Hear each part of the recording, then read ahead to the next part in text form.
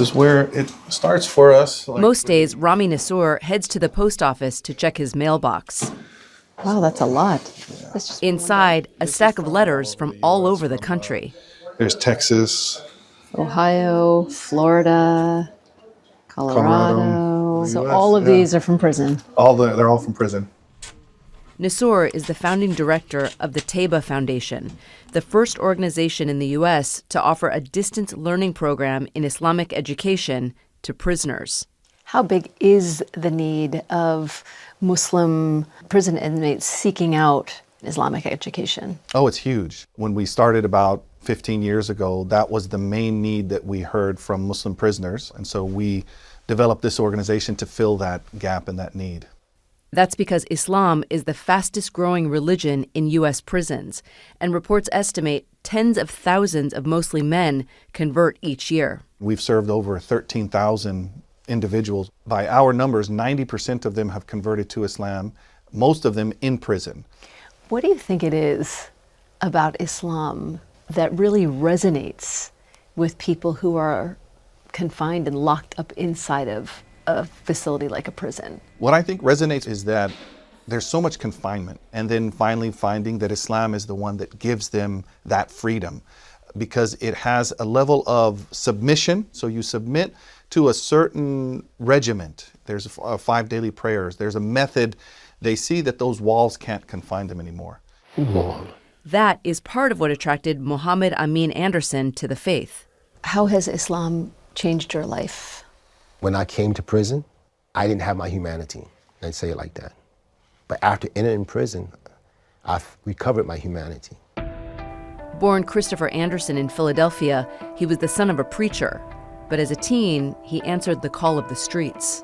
I actually fell into a drug addiction for about 1.5 years. And I got involved with a group of guys, and they were selling drugs in our city.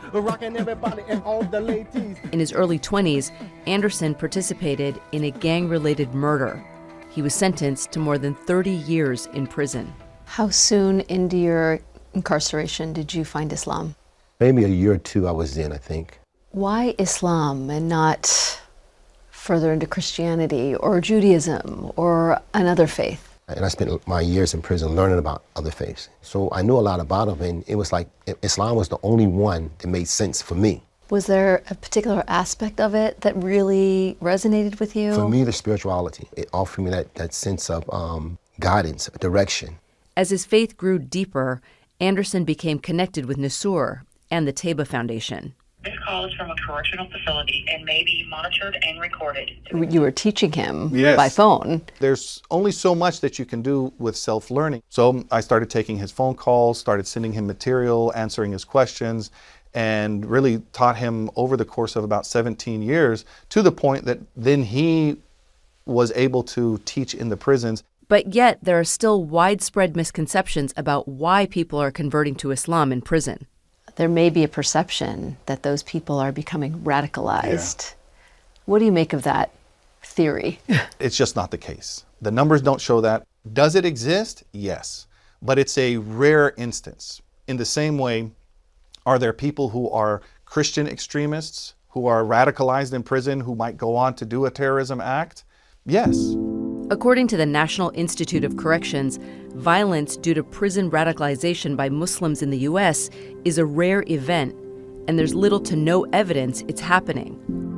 In fact, Nassour says many converts are attracted to the faith by observing how Muslim prisoners carry themselves.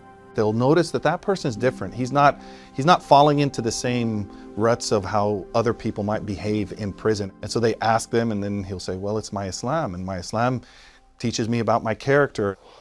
Anderson was released from prison in July after serving his full sentence.